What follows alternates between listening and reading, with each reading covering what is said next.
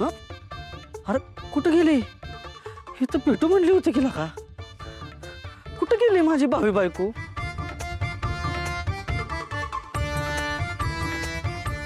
मग अरे काय ओळखत नाही, ह्या बिन लग्नाच्या फुकट्यांना सांगायलाच नको. उगा माझ्या सुखी संसाराला नाट लावत्यात.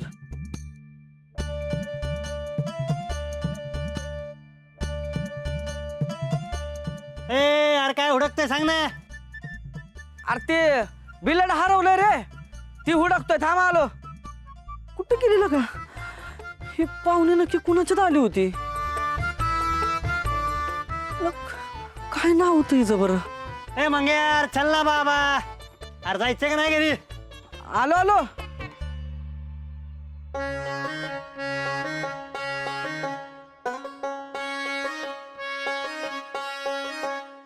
अरे काय बैसटलं काय उडकतात तिथे? बाबा अरे चला ना लागा राव, दुकानं बंद होतील. किती वाजले? तर काय लागा, काम करून लय काटाळा आलाय, लय थकलोय बॉस. पगार नाही ते नाही, कमीत कमी आज 10 रुपयाचा गेला. वाचतो हा. चल जिथे पैसे काढ. हा? मी का काढ राव, माझं चॅनल अजून मोनोटॉन नाही आहे. बर बघू चला.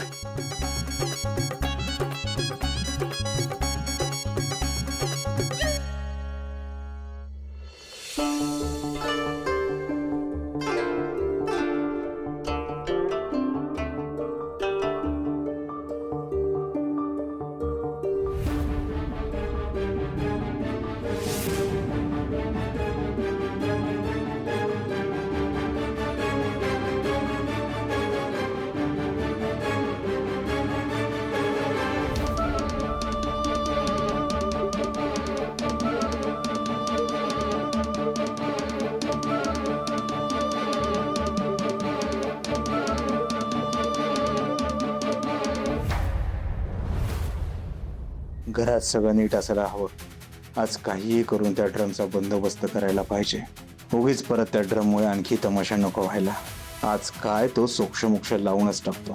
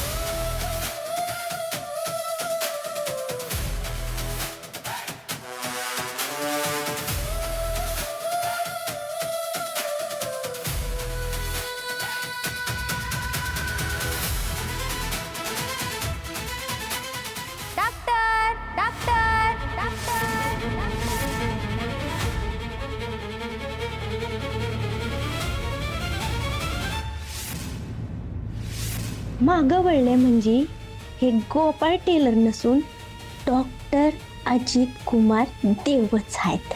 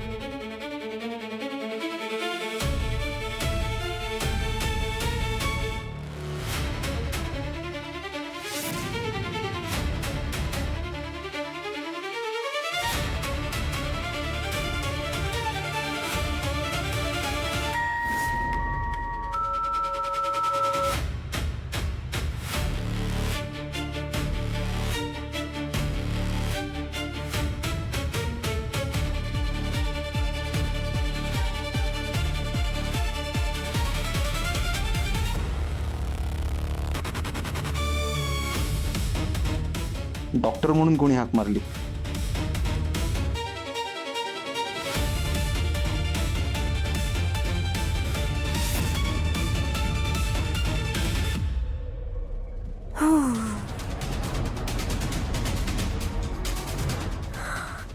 डॉक्टर डॉक्टर डॉक्टर लय शातीर निघाला तुम्ही. मला आता वाटलं तुम्ही आभाळात गेला असणार आहे, पण तुमची तर मस्त खाली मज्जा चालू आहे की. इकडच्या पण बायकांना कटवून लय पैसा कमावला असणार आहे ना तुम्ही. पण मी आपण डिंपी आहे ना. या शिंपीचा पैसा गंडवला ना तर नावाची डिंपल नाही म्या. डिंपल को सिंपल नहीं समझने का.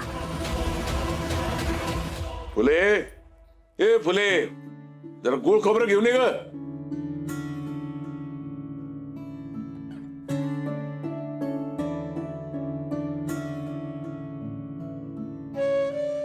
हा, जेवण एकदम जाग झालं आज. वा,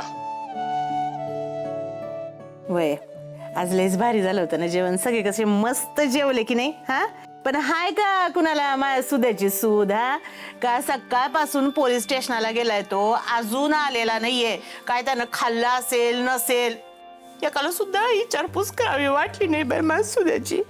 रंजे, अगं अजून गोपाळ बी आला नाहीये. ते दोघं येतील ना तेव्हा दोघांनी बी एकदम वाढता येईल. ते बी आईच म्हणा. पण एक सांगू का फुलत आहे तुला? नाही म्हणजे कसं आहे ना का माझ्या सुद्याचं एक वेळ ठीक आहे बरं का. तो हाय पोलीस स्टेशनामध्ये कामाला हा पिसर आहे. मग आता हवालदार सुधाकरला कामं असतात त्यामुळे होतो ये उशीर बाई. पण तुझ्या गोपाळचं काय ग? हा बाई, आत्या म्हणतात तसलं काय नसते. उद्योग करून काय पैसे कमवत असेल तर कुणी सांगावं?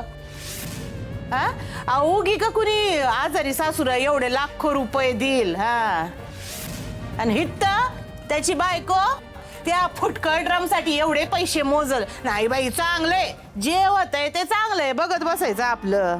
रंजे, तुला घरात काय वाद घातलेला बरं वाटतंय का? हा, अगं आता कुठं घरामध्ये पूजा झालीये, घरामध्ये वातावरण इतकं छान आहे, सगळ्या आनंदात आहे, आणि तू शांत बसलेल्या गांजणे कशाला उठवतेस का? हाय का आता? अहो मी काय असं वागते का बाई?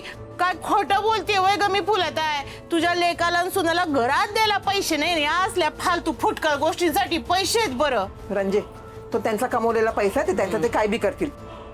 तुझं काय घेणं देणं आहे ग? आम्ही विचारतो का सुधाकरचा पैसा कुठं जातो ते? अगं विचार. हा, मी तर म्हणते विचार का मा सुधाकर कुठे पैसा खर्च करतो? सगळा पैसा आहे ना घरामध्ये खर्च करतो. मी तर म्हणते ना का रिकाम्या हिरीमध्ये नुसता पाणी भरतोय सुद्या. हा, चल लेकासारखा आहे ना लपवा छपवी करत नाही बाई. हा, आणि काय ग फुलत आहे? काय म्हणते का कष्टाचा पैसा कष्टाचा पैसा? म्हणजे माझा लेक दरोडे टाकून चोऱ्या माऱ्या करून पैसे आणतो वय ग?